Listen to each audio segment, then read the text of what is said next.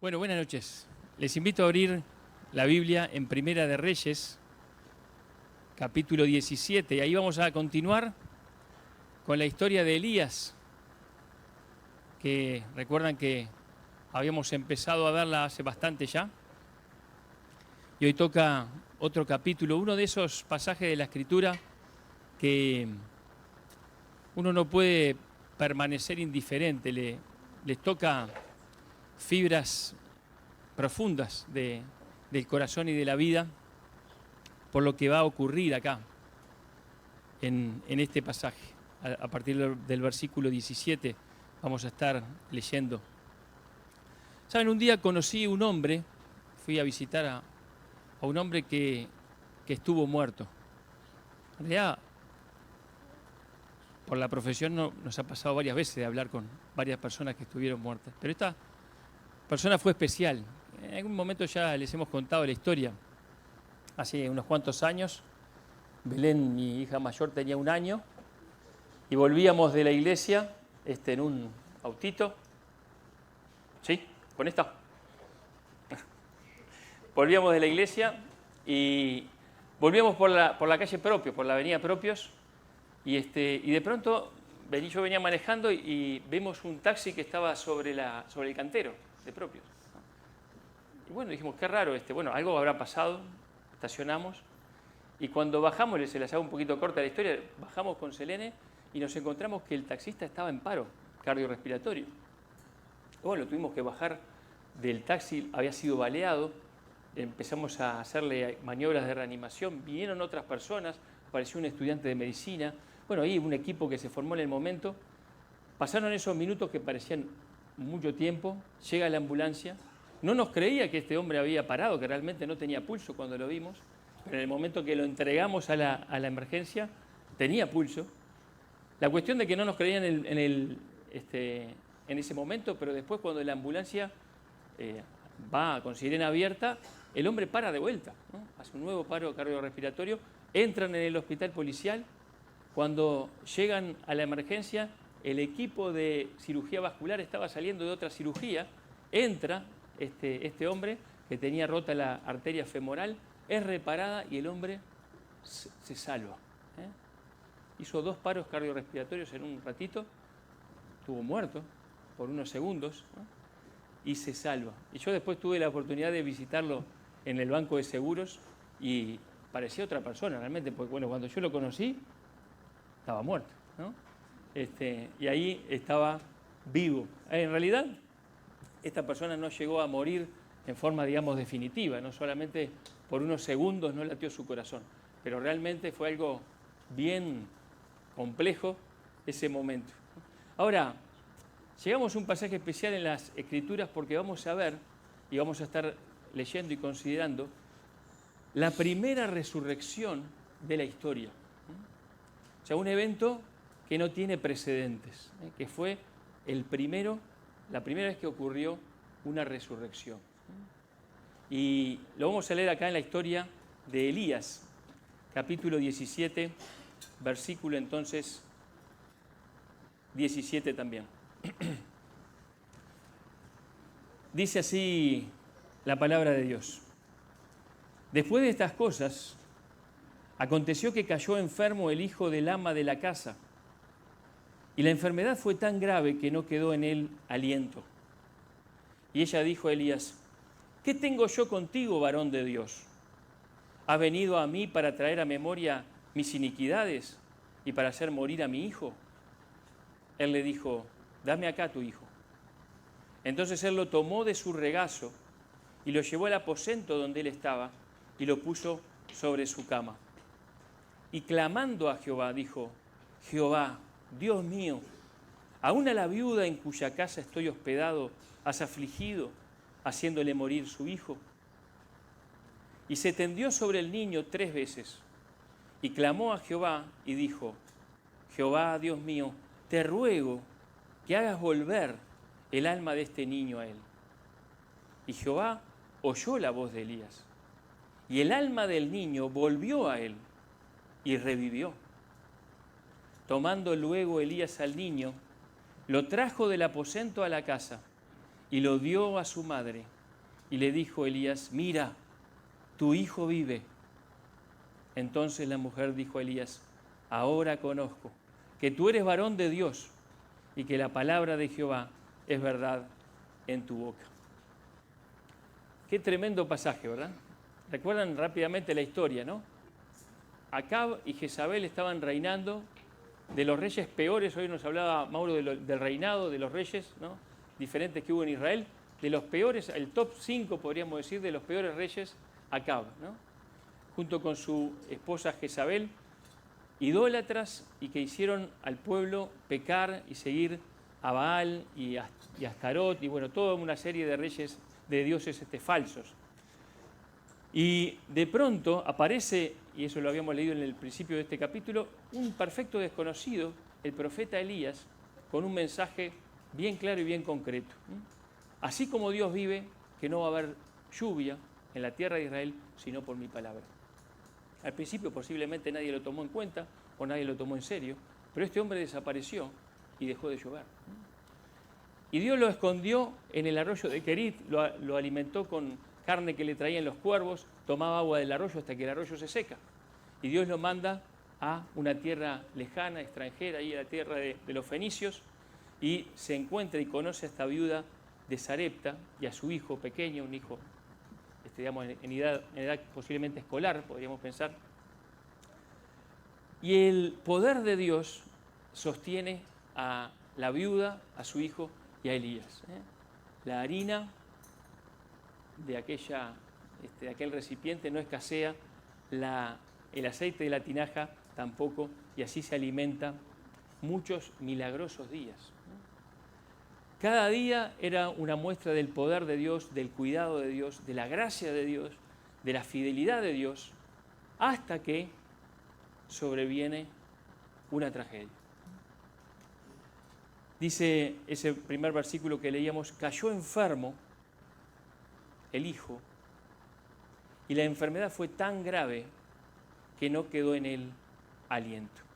Este niño enfermó gravemente, aparentemente de una forma aguda, severa, inesperada, ¿no?, como puede ser una infección, por ejemplo, una neumonía, ¿no?, algo que evoluciona en forma grave, rápida, hacia un estado crítico y hacia la muerte, ¿no?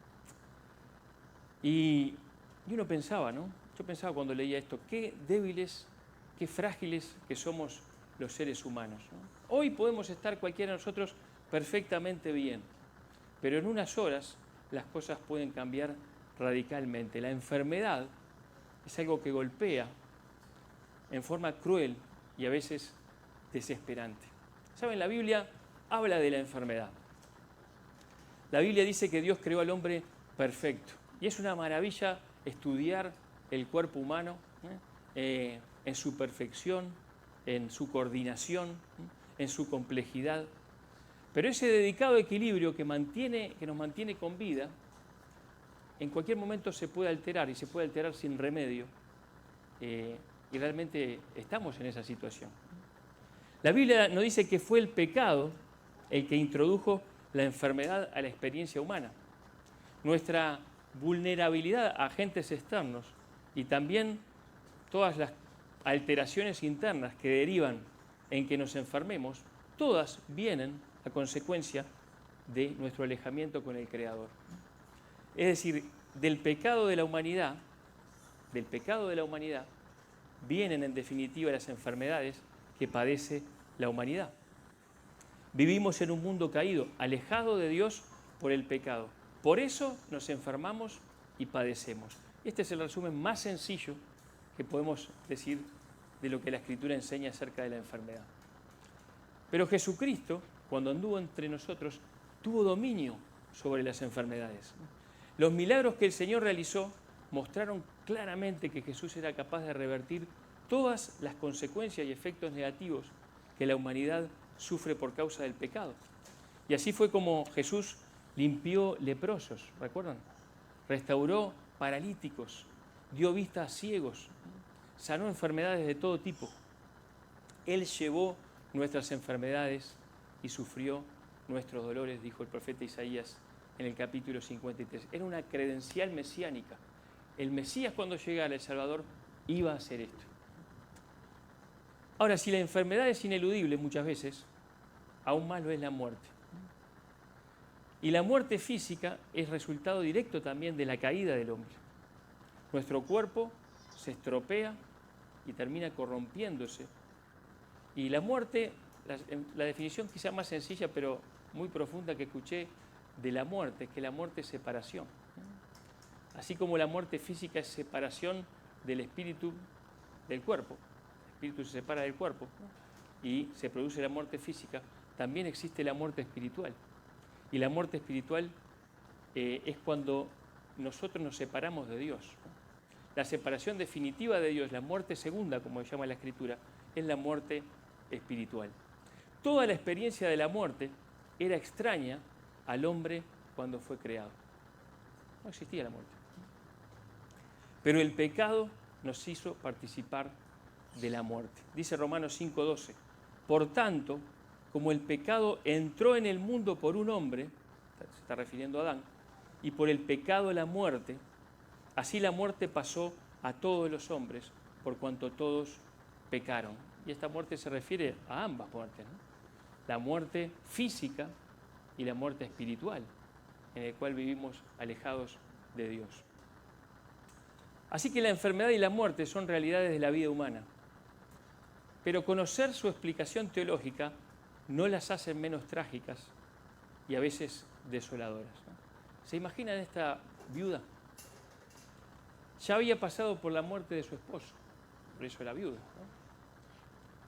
Había atravesado una situación angustiante de pobreza y de hambruna. Ella estaba preparada y dispuesta a morir junto con su hijo. ¿Se acuerdan? Vamos a hacer esto lo último que nos queda, ¿no? Pero de ninguna manera estaba preparada para ver morir a su hijo. De ninguna manera. Nunca, jamás una madre o un padre están preparados para eso. Sabemos en el fondo que no es normal, que está mal, que somos nosotros los que tendríamos que irnos primero. Tendríamos que irnos primero. La Escritura nos cuenta el hecho crudo de la muerte del niño, así sin anestesia podríamos decir, ¿no? Pero después nos deja ver la reacción y la interpretación que la madre le dio a ese hecho. Y eso merece un análisis, ¿no? Porque la madre se acerca al varón de Dios y le dice, ¿qué tengo yo contigo, varón de Dios? ¿Has venido a mí para traer a memoria mis iniquidades y para hacer morir a mi hijo? Parece que la viuda pensaba que la presencia de un hombre santo, representante de un Dios santo, había traído la desgracia a su casa por sus pecados pasados, por su indignidad. Y esta idea tan particular era sin duda una idea muy dura y muy dañina para ella misma. La interpretación que ella le daba al hecho de la muerte de su hijo le generaba aún más dolor. Saben, la realidad no siempre coincide con la interpretación que nosotros le damos. Una interpretación incorrecta de algo que está ocurriendo, que ya de por sí es muy difícil, puede llegar a dañar más nuestro corazón y nuestra vida espiritual. Y yo pensaba en tres miradas que podríamos ver de esta reacción de la viuda. Primero podemos pensar, se echó las culpas a sí mismo por sus pecados, ¿no? Pero también le echó las culpas a Elías por su presencia en su casa, ¿no? Pero también le echó las culpas en definitiva a Dios, ¿no? A quien Elías representaba. Pensemos primero en la idea de que ella era culpable de lo que había pasado. Ella creía que Dios la estaba castigando, matando a su hijo por sus pecados. Esta era una idea propia del paganismo, de los dioses caprichosos de los paganos. Pero Dios, el Dios verdadero, no es así. Ezequiel 18:20 dice, el alma que pecare, esa morirá. El hijo no llevará el pecado del padre, ni el padre llevará el pecado del hijo. La justicia del justo será sobre él, y la impiedad del impío será sobre él.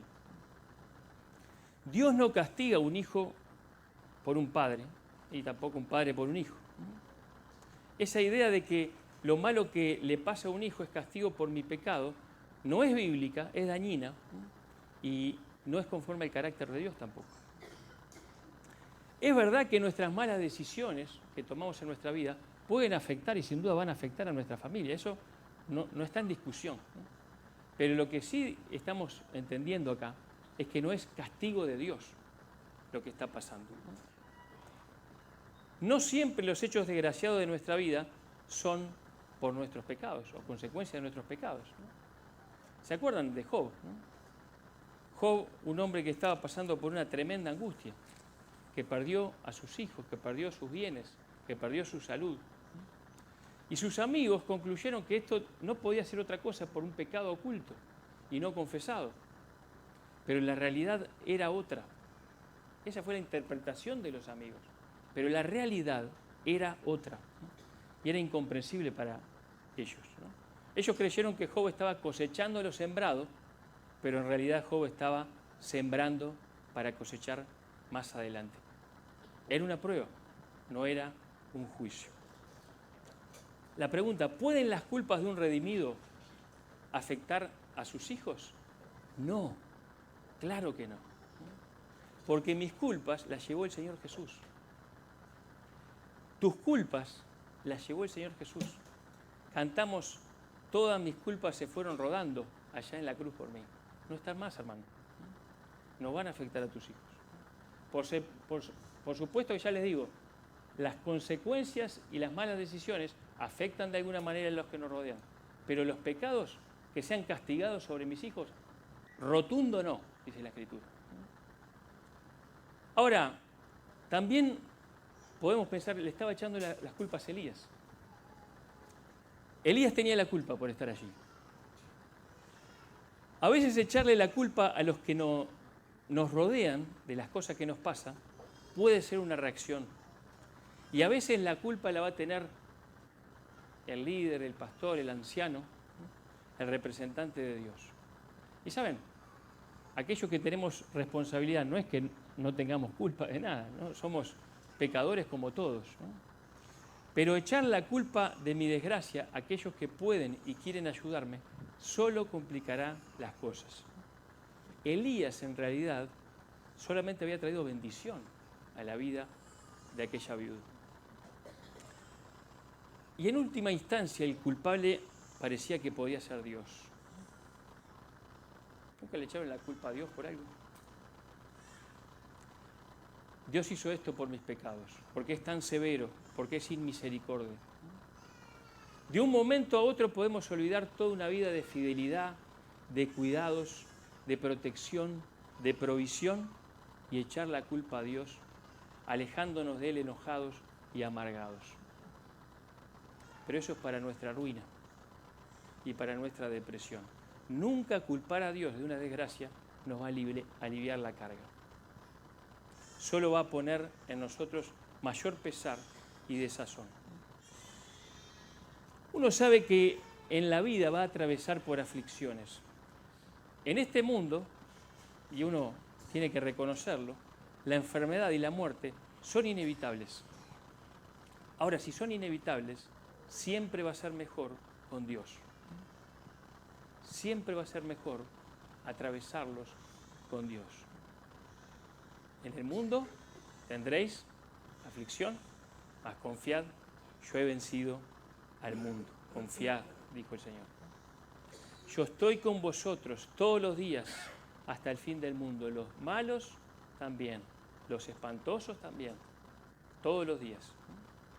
Siempre es mejor atravesar el valle de sombra de muerte detrás del buen pastor de nuestras almas, porque Él cuida de nosotros.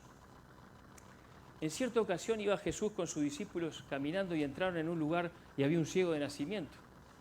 ¿Se acuerdan? Y vieron la persona ciega de nacimiento y ellos solamente tenían una conclusión. Si hay pecado, si hay enfermedad, es porque tiene que haber pecado. Entonces le preguntaron, ¿quién pecó? ¿Este o sus padres? Para que haya nacido ciego. Una idea hasta extraña, ¿no? Porque ¿cómo podía haber pecado si había nacido ciego, que había pecado en el vientre de la madre? Una cosa rara, ¿no? Pero ellos no podían imaginarse otra causa de enfermedad que no fuera el pecado.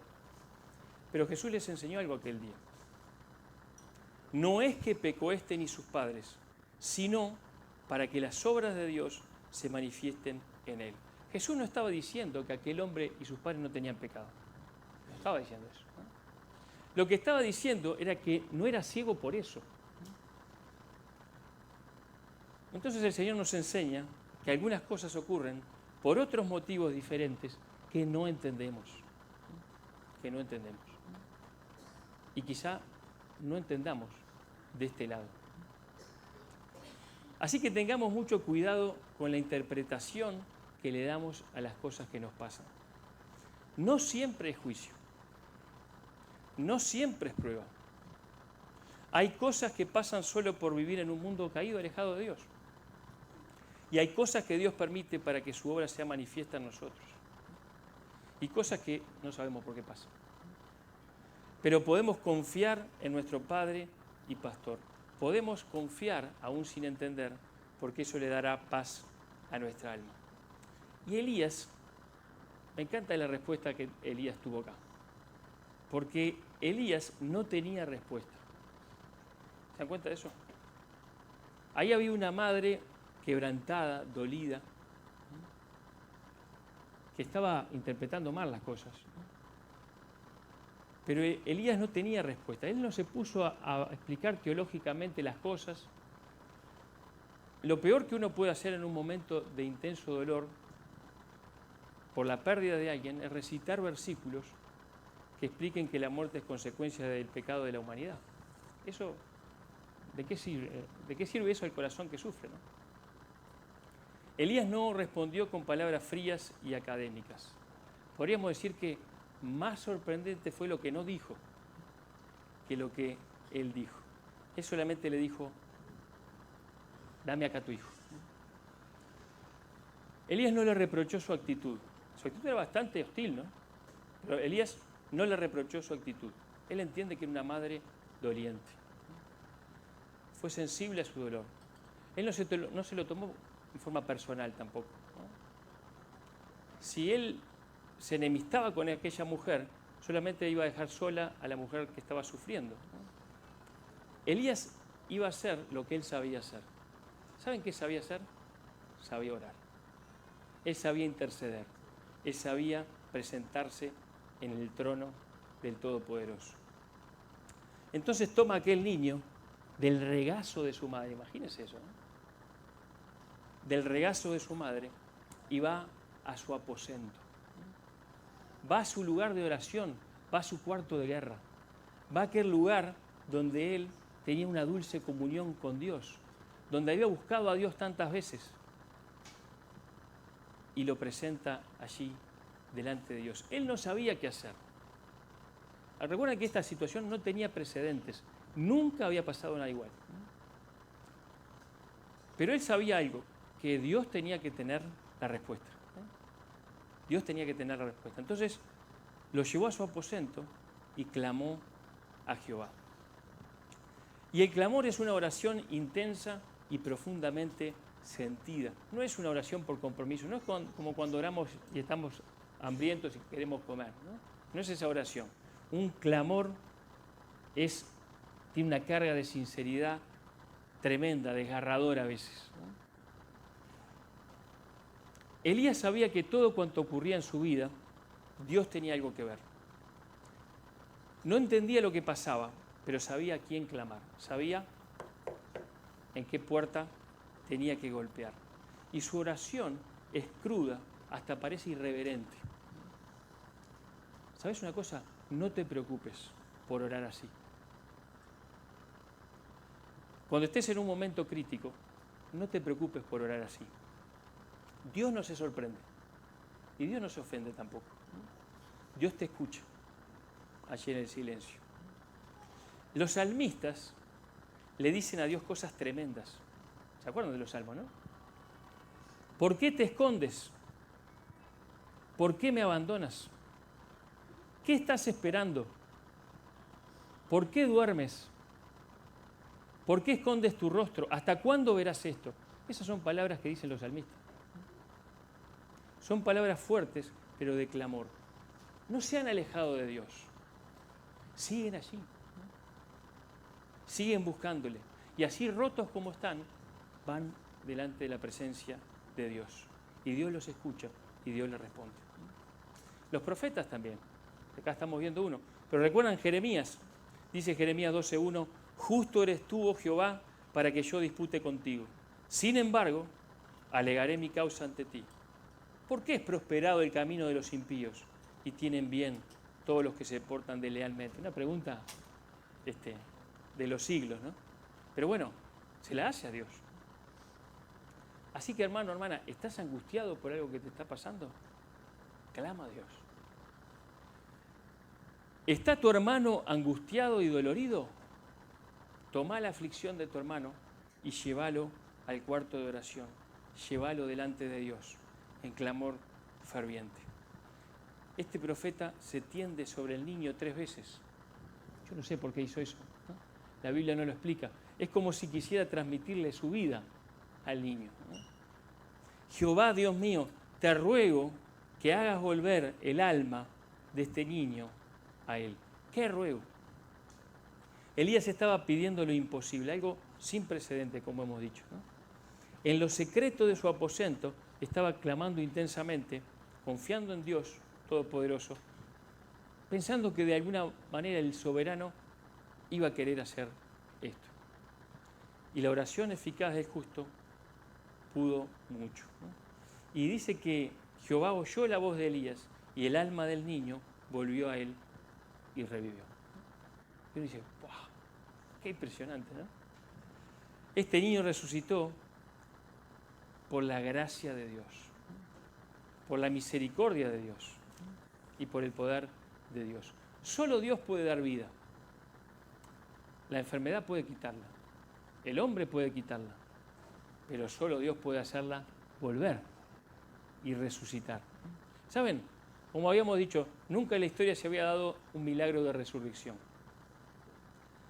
El siguiente milagro de resurrección lo haría el sucesor de Elías, Eliseo, en una situación curiosamente parecida a esta. El siguiente milagro de resurrección lo harían los huesos de Eliseo. Doble porción de tu espíritu, le pido, ¿no? Los huesos de Eliseo, cuando un soldado muerto tocó los huesos de Eliseo, el soldado resucitó. Y luego tendremos que llegar al ministerio de nuestro Señor Jesús para encontrar milagros de resurrección. El hijo de la viuda de Naín, ¿no? Otra viuda.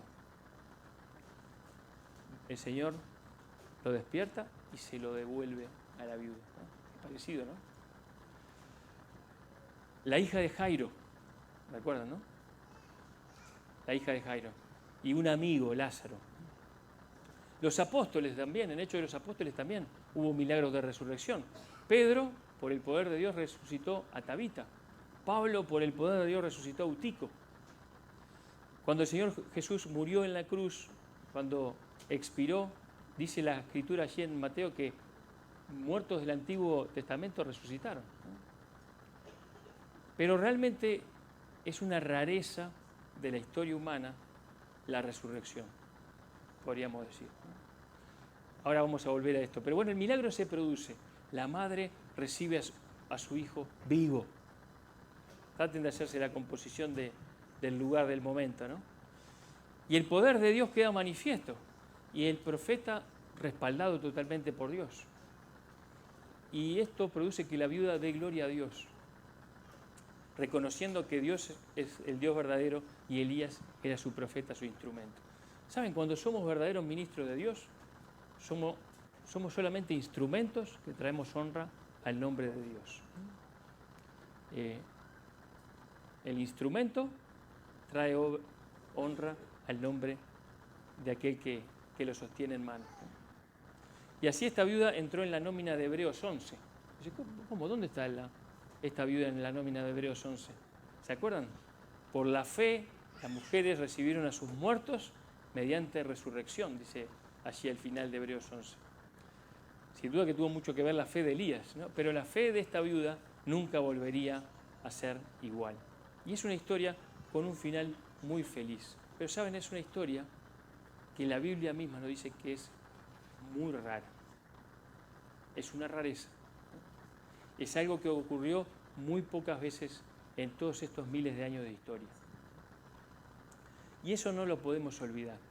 Y no podemos abstraernos y generar una expectativa falsa en nosotros o en otros, ¿no? La realidad de la enfermedad y de la muerte es algo muy contundente. Podemos orar por las enfermedades. Me refiero a las enfermedades verdaderas, las que ponen en riesgo la vida. Pero la realidad nos muestra que la mayoría de las veces Dios no las quita, sino que hace cosas en nosotros gracias a ellas. Y podríamos llegar a orar por la muerte, pero la realidad es que no podemos resucitar a los muertos. No podemos. Esta viuda recibió de vuelta a su hijo, pero las veces que nosotros nos hemos enfrentado a la realidad de la muerte nos ha golpeado duro y hubo dolor y hubo duelo. La realidad de la muerte es fuerte, pero la muerte no es el fin para el creyente. El creyente no se entristece como aquellos que no tienen esperanza. Hace poco un amigo frente a la tumba del abuelo me dijo esto, ¿no? Los creyentes no tenemos esa tristeza desgarradora, ¿no?, de aquellos que no tienen esperanza. Nosotros sabemos que la muerte no es el final. Y el mayor milagro de resurrección que la Biblia nos relata es la resurrección de Jesucristo. Es el evento más importante de la historia. Y eso fue lo que cambió todas las cosas. El Señor Jesús le dijo a Marta, frente a la tumba de Lázaro: yo soy la resurrección y la vida. El que cree en mí, aunque esté muerto, vivirá. Y todo aquel que vive y cree en mí, no morirá eternamente. No experimentará la muerte definitiva. ¿Crees esto? Marta, claro que lo creía. Dice en Hebreos capítulo 2, versículo 14, así que por cuanto los hijos participaron de carne y sangre, Jesús, él también participó de lo mismo para destruir por medio de la muerte al que tenía el imperio de la muerte, esto es, al diablo, y librar a todos los que por el temor de la muerte estaban durante toda la vida sujetos a servidumbre. ¿Cuánto habla la Biblia de la resurrección? La resurrección es nuestra esperanza. No esperamos en otra cosa. No viene una gente que dice, bueno, la muerte sí, después te unís al todo y la reencarnación, esto, aquello. Se han inventado de todo tipo de cosas. Nuestra esperanza, que nos dice la Escritura, es que resucitaremos. Primera de Corintios capítulo 15 nos habla de la resurrección de Cristo, pero también en base a la resurrección de Cristo nos habla de nuestra propia resurrección.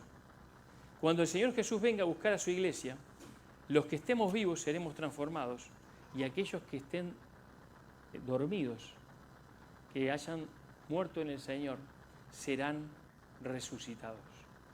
Y dice así el apóstol Pablo: he aquí os digo un misterio, no todos dormiremos, pero todos seremos transformados en un momento, en un abrir y cerrar de ojos, a la final trompeta, porque se tocará la trompeta y los muertos serán resucitados incorruptibles y nosotros seremos transformados.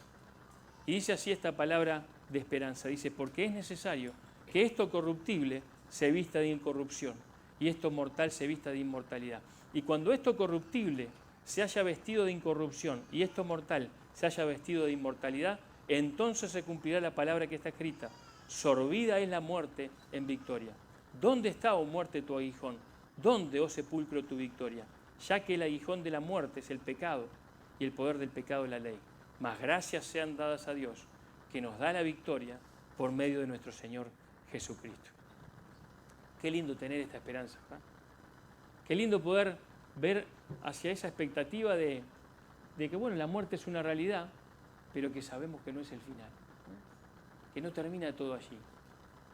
Y quizás algunos de nosotros podemos estar dolidos por las pérdidas, pero algo podemos pensar: Dios ha prometido vida eterna y esta vida está en su Hijo.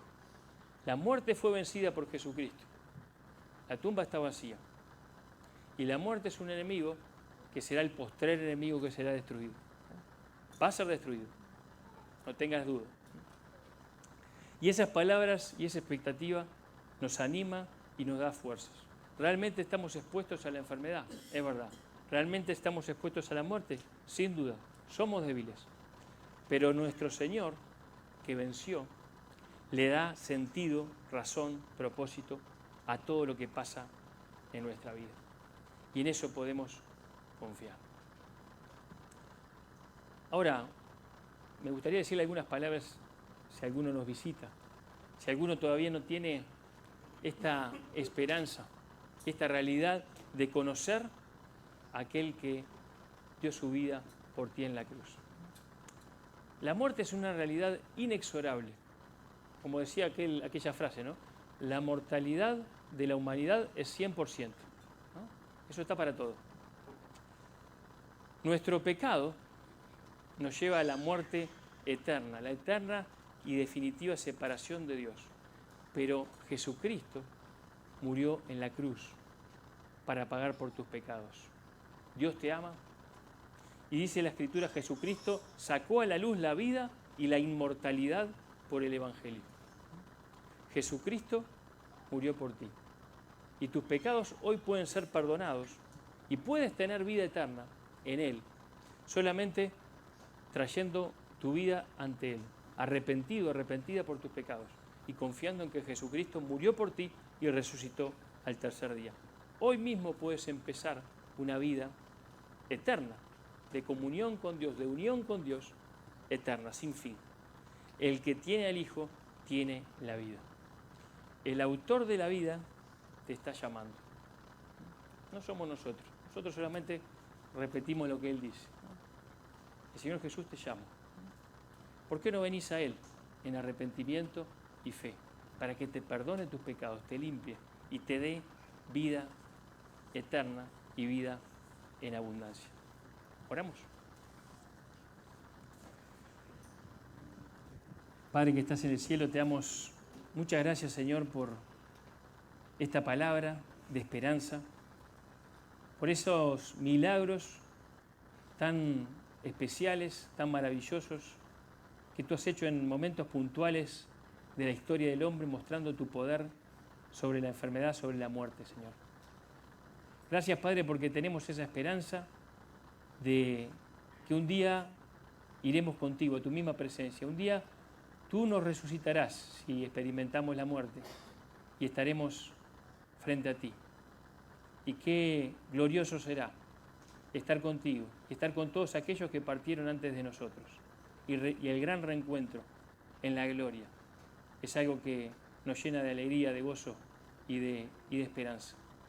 Padre, pero quizá aquí hay alguna persona que todavía no te conoce, que todavía está en sus pecados, que todavía está en muerte y caminando hacia la condenación eterna. Padre, que tu palabra haga esa mella en el corazón, que esté obrando, que tu Espíritu Santo esté convenciendo y que esa persona entienda tu amor y tu entrega, la entrega de tu Hijo en la cruz. Gracias, Padre, porque tú ofreces vida y salvación para todo aquel que cree en ti. Señor, queremos dejar en tus manos nuestra vida y darte gracias por el Señor Jesús. Él es la resurrección y la vida, y en Él esperamos. Oramos en su nombre. Amén.